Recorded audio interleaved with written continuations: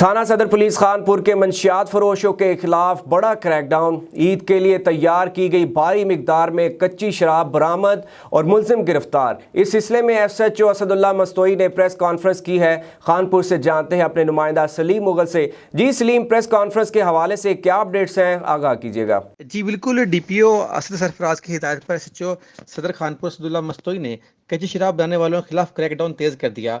ASI से महबूब अब्बासी ने दीगर पुलिस एहलकारों मकबूल अब्बासी और पुलिस नफरी के हमरा फिरोजा में कार्रवाई करते हुए अब्दुल खालिक को गिरफ्तार किया, जबकि इससे ज़मीन बोश 400 बोतल शराब बरामद की। दूसरी कार्रवाई में ASI फैज़ रसूल ने पुलिस नफरी के हमरा मोजा खान लाड़ के इलाका में बदनाम ज़माना शराब फरोश ज़बरदस्ती को गिरफ्तार करके इससे शराब की चालू भट्टी और 50 लीटर तैयार देसी शराब बरामद की।